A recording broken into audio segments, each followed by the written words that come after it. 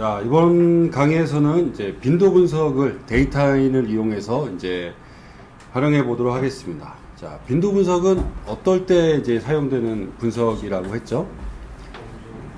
예, 범주형 자료에 대해서 이제 한 문항씩 정리하는 데 이제 목적을 두고 있죠.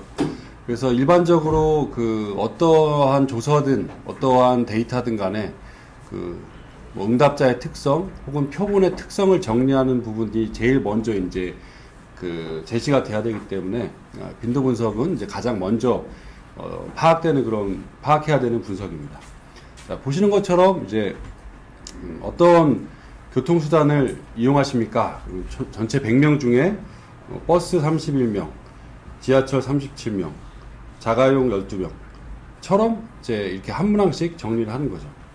이런 식으로 이제 범주형 자료의 응답 혹은 구성 표본수와 비율을 파악하는 이제 목적도 있고, 또한 이제 분석을 하기 전에 전체 문항에 대해서 한번 응답에 대한 전반적인 것들, 그리고 이제 잘못 입력된 값이나 좀 이상치, 너무 큰 값들이 있는지, 너무 작은 값들이 있는지를 파악하는 데도 도움이 됩니다.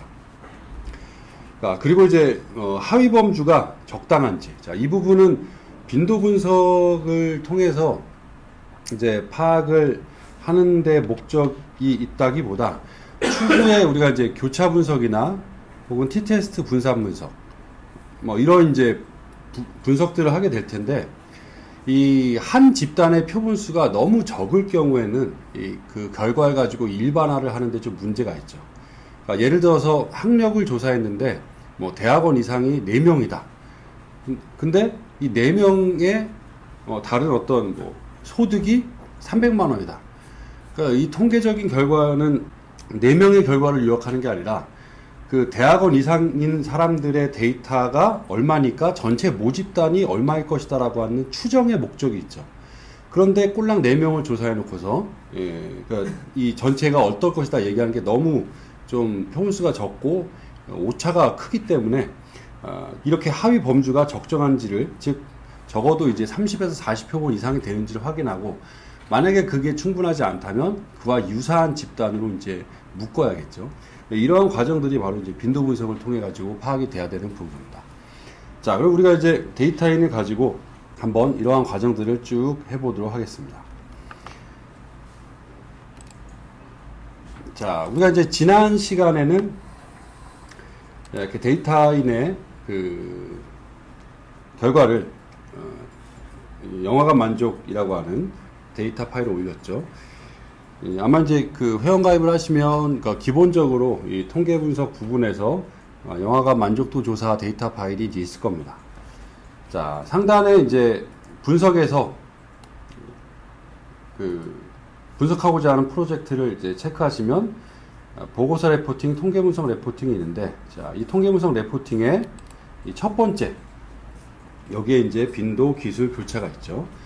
자, 이 중에 이제 빈도 분석을 한번 체크를 해 보시고, 자, 보시면 이렇게 영화 품질 만족이 이제 범주형, 즉 보기형 자료면 집단수가 표현이 되고, 자, 만약에 이제 연속형 자료면 수치형 숫자 자료면 집단수가 제로로 나오는데 없다라는 의미가 아니라 연속형 자료라고 하는 그런 의미가 됩니다.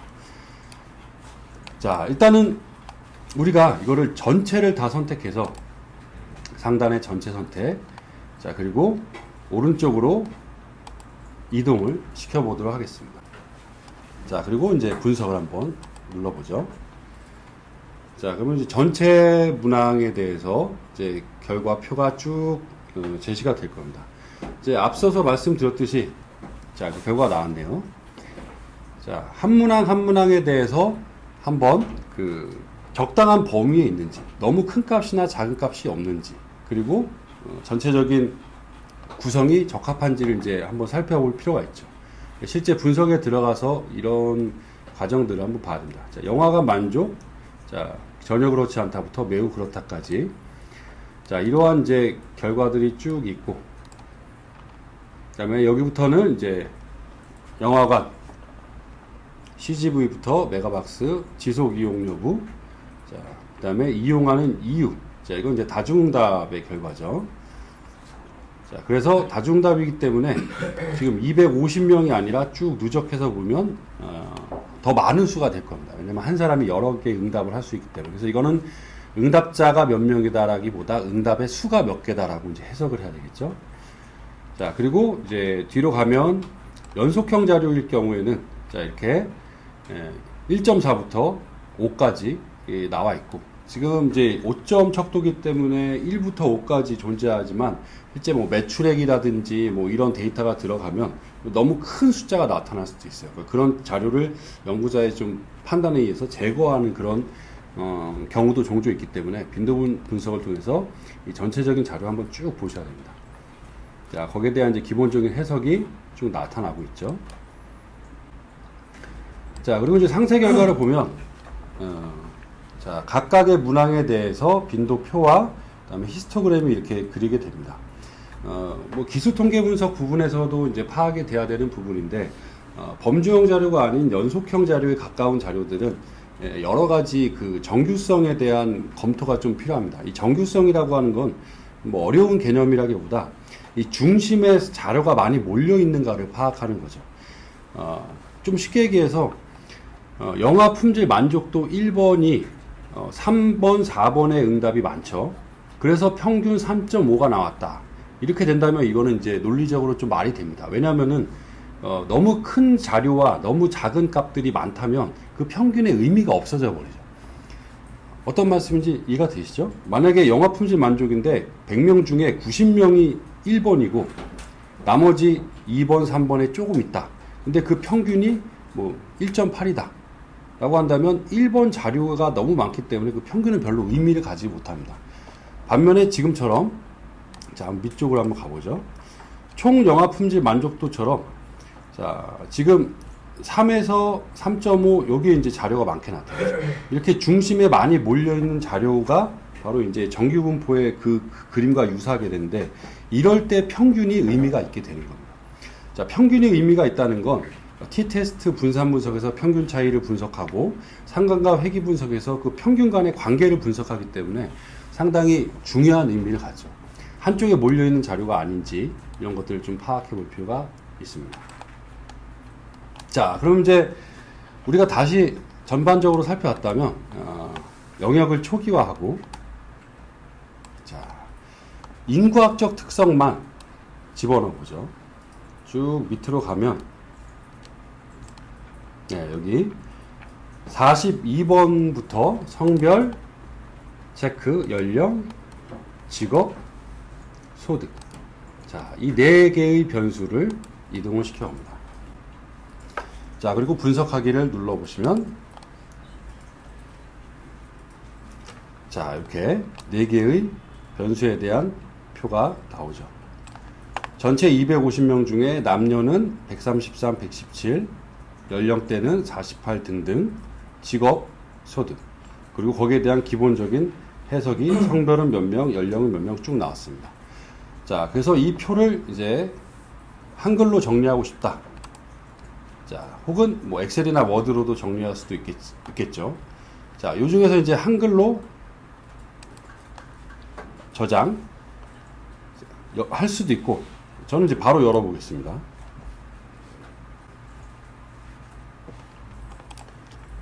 자, 바로 이렇게 열어보면, 자, 통계 빈도 분석 결과 표와 해석이 아주 깔끔하게 정리가 되어 있죠. 별도로 표를 만들거나 해석을 제시할 필요가 없습니다. 이 데이터엔의 가장 큰 장점이라고 볼 수 있죠. 자, 그러면 이제 제가 이걸 가지고 앞으로 여기다 하나의 보고서를 만들어 보겠습니다. 1. 응답자 특성. 자, 이렇게. 그리고 이걸 이제 제가 다른 이름으로 바탕화면에다가 영화 만족도 분석 결과로 저장을 해 보도록 하겠습니다. 앞으로 여기에 이제 분석할 것들을 계속 이제 추가를 할 거예요. 자, 이렇게 파일로 이제 바로 저장할 수도 있고, 이제 파일 보관 저장함이라는 걸 이용해서 분석된 걸 계속 이제 추가한 다음에 나중에 한꺼번에 이제 문서로 저장을 할 수 있습니다. 자, 파일 보관함 저장을 눌러서, 자, 지금 이제 영화관 만족이라고 하는 하나의 이제 보관함을 만들고 여기서 이제 담기를 누르면 자, 지금 이제 제가 이미 담기를 했기 때문에 이렇게 이제 담아져 있습니다.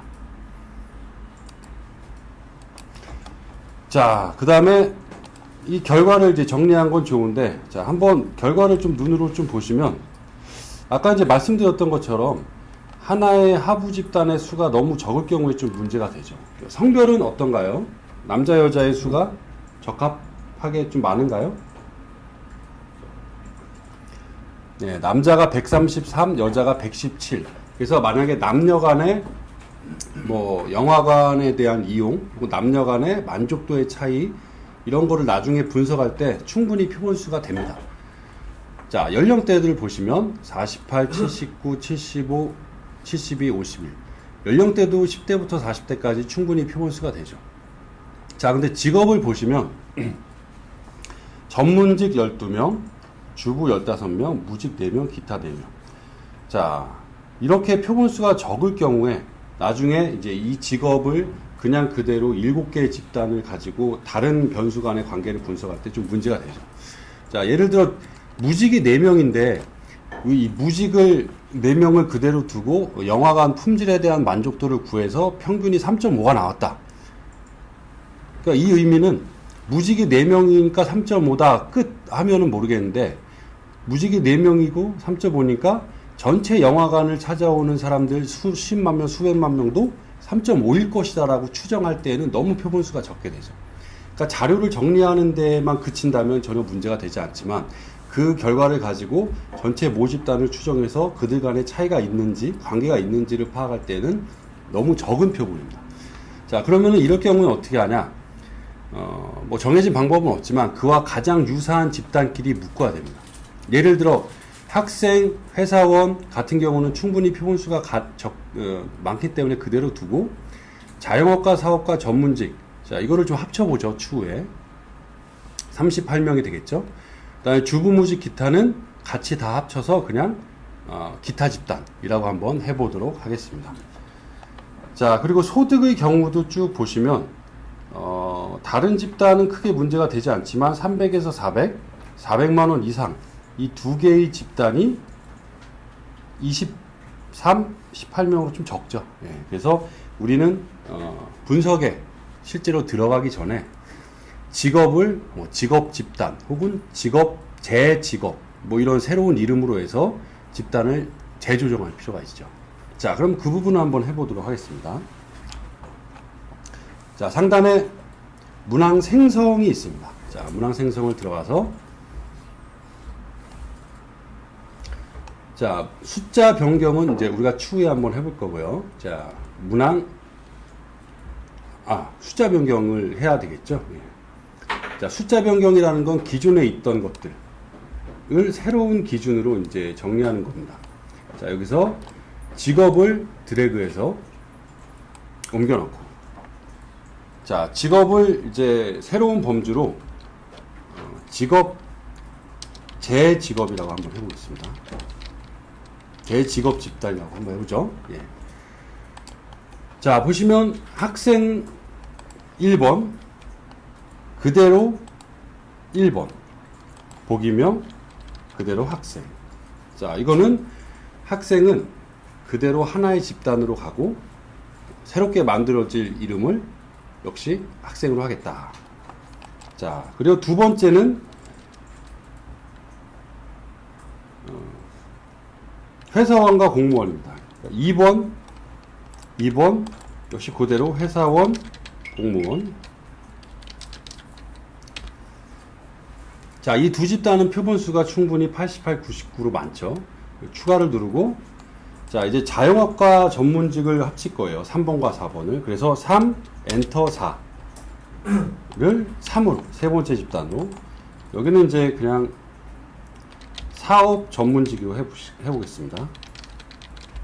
이라고는 이름으로 이제 생성이 되겠죠. 자, 그 다음에 이제 5번, 6번, 7번을 합칠 거예요. 추가 5, 엔터 6, 엔터 7. 이거는 그냥 기타, 4번 기타로 만들겠습니다.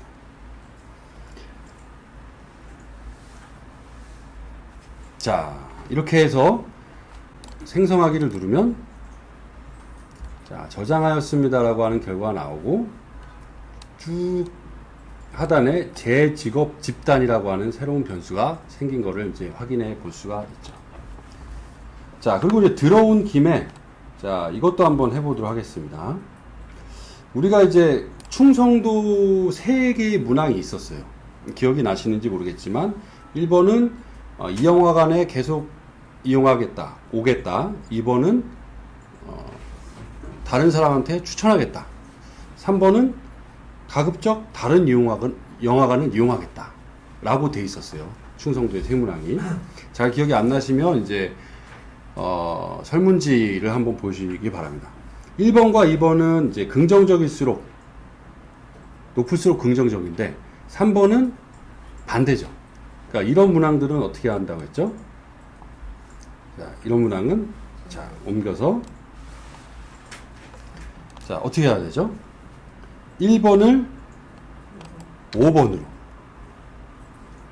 2번을 4번으로 3번은 그대로 3번 4번을 2번으로 5번을 1번으로 자 이렇게 1, 2, 3, 4, 5를 5, 4, 3, 2, 1로 바꾸는 이 방향을 맞추기 위해서 부정적인 질문과 긍정적인 질문이 섞여 있을 때에는 긍정적인 방향으로 맞추든지 부정적인 방향으로 맞추든지 해서 나중에 이 1, 2, 3을 평균을 내야 돼요. 만약에 그렇지 않으면 이 평균 내기 말이 안 되죠. 부정과 긍정이 섞여 있으니까.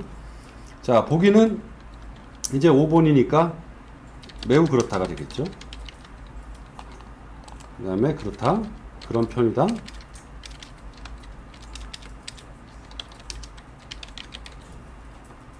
보통, 매우 그렇지 않은 편이다.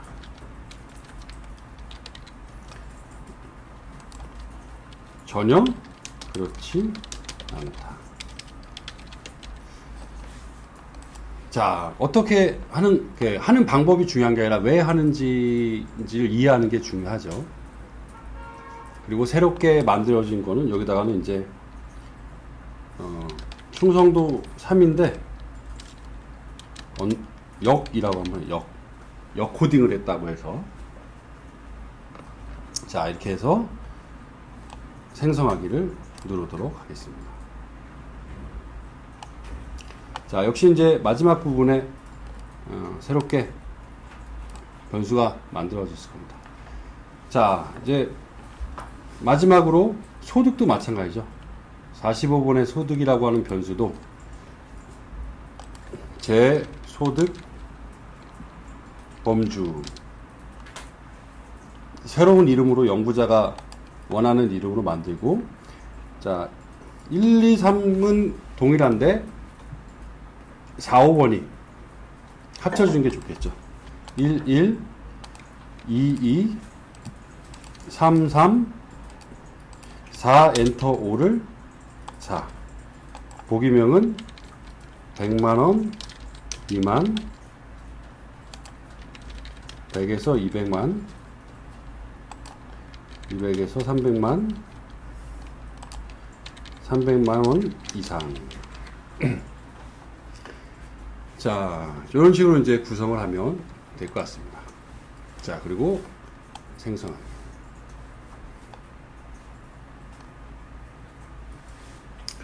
자, 그리고 이제 우리가 지금은 이제 우리 데이터 영화관 만족도에서는 이제 해당되진 않지만, 연속형 자료, 그러니까 숫자로 되어 있는 자료를 범주화하고 싶을 때가 있을 거예요. 자, 예를 들어서 한번 보죠. 이미 평균을 낸 걸 한번 보면, 저희가 이제 총 영화관 품질이라고 해서, 이 독립변수에 해당되는 문항들을 다 평균을 낸 56번째 문항이 있습니다. 자, 이거를 이제 오른쪽으로 딱 끌어당기면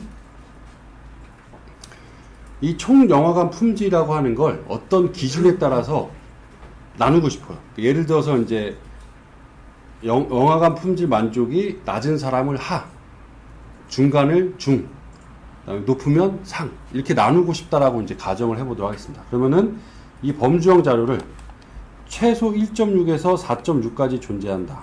물론 이제 나누는 기준을 연구자가 이제 먼저 알아야겠지만 1에서 예를 들어서 2.5까지를 1집단으로 하고 여기서는 하집단 만족도가 낮은 집단 그리고 2.5에서 2.5가 겹치죠. 그러니까 2.5 뭐 000000001 좀 작은 수로 만들면 되겠죠. 그래서 뭐 3.5까지를 2로 중집단 그다음에 3.5 000000001에서 5까지 최대가 4.6이니까 4.6이라고 해도 되지만 3 상집단. 자, 이렇게 이제 이 숫자 변경이라고 하는 기능은 범주를 다시 구성하거나 숫자를 범주로 묶거나 혹은 역코딩을 하거나 그럴 때 이제 사용되는 그런 기능입니다. 자, 생성하기를 눌러보죠. 입력, 이건 이제 총영화 상중하 이름을 지정을 해야겠죠. 그 다음에 생성하기. 자, 이렇게 누르시면 마지막 부분에 자, 이런 식으로 이제 만들어졌습니다.